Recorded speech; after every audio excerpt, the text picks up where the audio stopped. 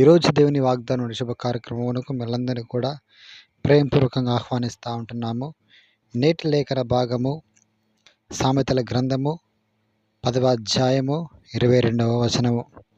యెహోవా ఆశీర్వాదము ఐశ్వర్యమునిచ్చును, నరుల కష్టము చేత ఆ ఆశీర్వాదం ఎక్కువ కాదు.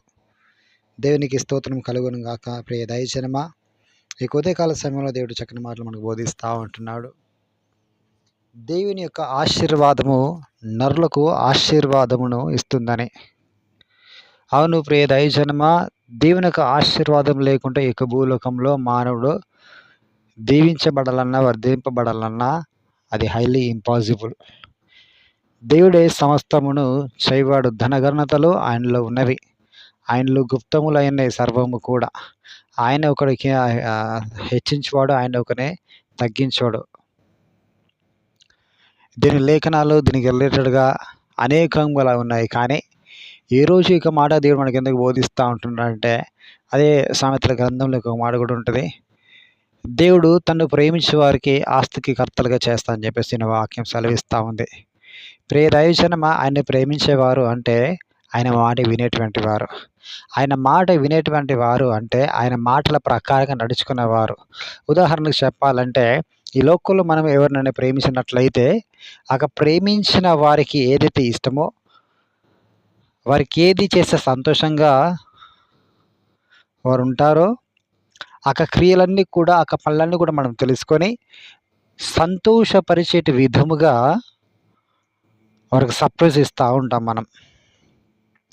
మనుషులకు మనం ఆ రీతిగా సర్ప్రైజ్ చేసినప్పుడు ఆ క్షణమందు వారి యొద్ద నుంచి విపరీతమైనటువంటి ప్రేమ, చక్కని ఆప్యాయత, చక్కటి ఆదరణ, చక్కని కృపను, వారి యొద్ద నుంచి ప్రతి ఆశీర్వాదం కూడా మనము పొందుకోవడం జరుగుతుంది. కానీ అది శాశ్వతమా అంటే అది అశాశ్వతము. వారికి నీ పైన భేదాభిప్రాయంలో వచ్చినప్పుడు నీ పైన వారు చూపిన ప్రతి ఆప్యాయతలు కావచ్చు, ప్రేమలు కావచ్చు, ఇచ్చినటువంటి గిఫ్ట్లు కావచ్చు, సమస్తము కూడా నశించి వేయబడతాయి. వాటిని చూసినప్పుడల్లా కూడా వారు మాత్రం గుర్తుకొస్తూ ఉంటారు, అసమాధానం రేగుతూ ఉంటుంది. కానీ ప్రియ దైవజనమా, దేవుని ప్రేమిస్తూ ఆయన వాక్యము ప్రకారంగా మనం జీవిస్తూ మనం ముందుకు సాగుతూ ఉన్నప్పుడు ఆయన ఇచ్చేటి ఆశీర్వాదము తరతరములు నిలుస్తూ ఉంటుంది.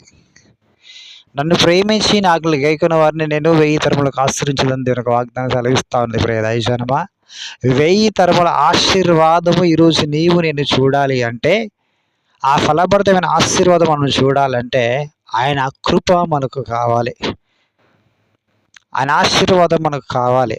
అది తరతరములు నిలుస్తుంది. ఆ ఆశీర్వాదము నీకు ఈ లోకంలో ఐశ్వర్యం కలగజేస్తుంది. ఈ లోకంలో మనకి ఏది కావాలన్నా కూడా డబ్బు అనేది చాలా ప్రాముఖ్యం. డబ్బు ఉంటేనే ఈ లోకంలో మనం ఏదైనా కూడా చేయడానికి వీలుగా ఉంది.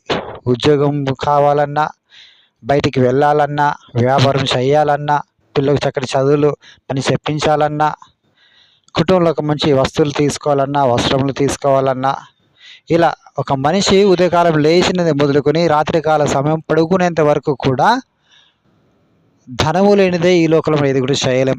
అయితే అలాంటి ధనము నీకు ఎట్లా వస్తుంది అంటే ఆయన ప్రేమించి ఆయన ఆజ్ఞల ప్రకారం నడుచుకోవడం ద్వారా మొదటిది. రెండవదిగా ఆయన విడిచి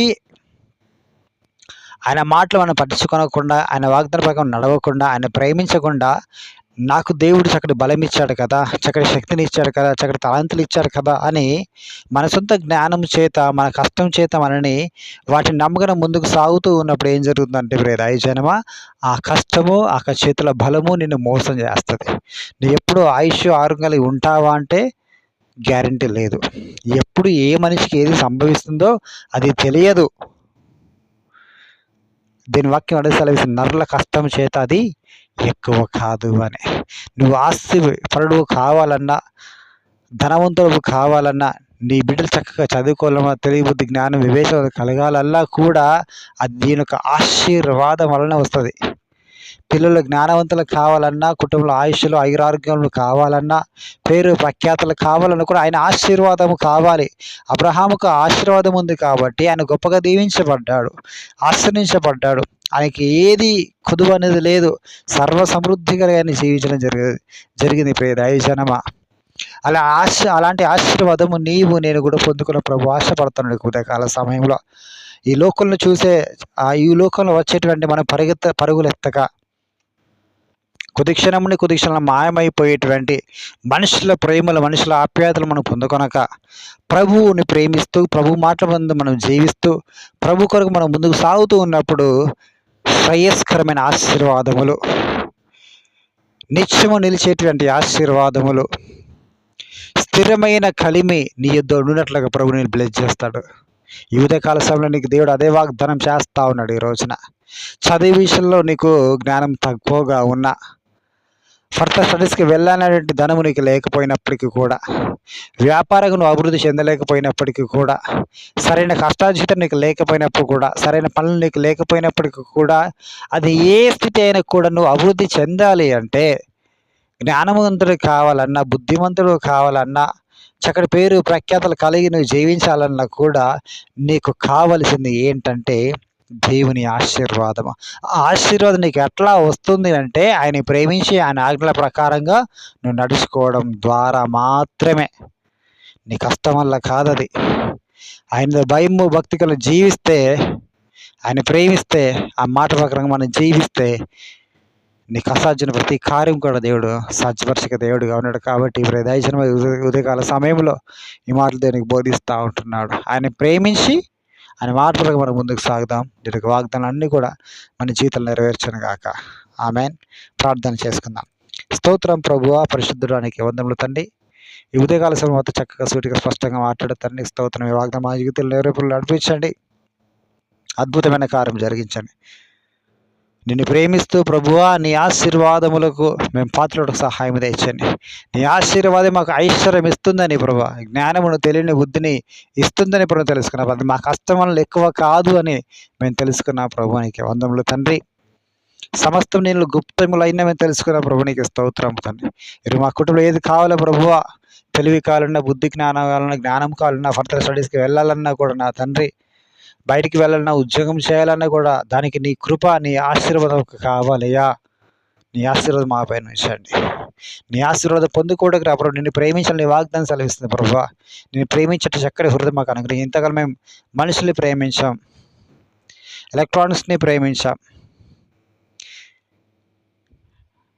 అవన్నీ కూడా తాత్కాలికమని తెలుసుకున్నాం ప్రభు.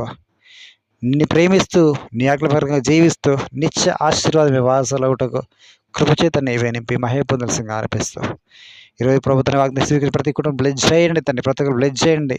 ఈ వాగ్దానం కావాలి వారందరూ షేర్ చేయండి తండ్రి. నీకు స్తోత్రం. ఆరోగ్యంతో ఉన్నారు జ్ఞాపకం విడిపించండి, బాగు చేయండి.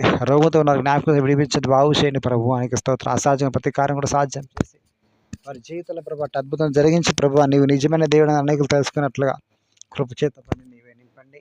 నీకు వందములయ్యా. ఇంకొక తండ్రి వివాహం కాని వారికి జ్ఞాపకం చక్కటి సంబంధాలు అనుగ్రహించండి. గర్భంతో ఉన్న వారికి జ్ఞాపకం చేస్తూ సుఖప్రసవాలు అందించండి. గర్భంలో వారికి జ్ఞాపకం చేస్తూ గర్భం తలసుకుని ప్రార్థన చేస్తూ ఇటు బర్త్డే మ్యారేజ్ జరిపిన ప్రతి కుటుంబం బ్లెస్ చేయండి తండ్రి. సంవత్సరాంతం దయాకి బిడ్డలు భావించి మంచి మేల్చిన ప్రభని వినిపడాల్సిన ప్రార్థిష్ట ప్రభు నీకు వందములు తండ్రి. కోర్టు కేసులను వారు విడిపించండి, కంప్లీట్ డెలివరీస్ అనుగ్రహించండి. ఈ పరిస్థితి కూడా తన నీవే ఎత్తిపెట్టి మహిమ పొందాల్సిందిగా ఆరోపిస్తూ సర్వశక్తిని అయినటువంటి యేసుని పరిశుద్ధమైన నామంలో ప్రార్థిస్తూ అడిగి వేడుకొచ్చున్నాము పరమ తండ్రి. Amen. God bless you all.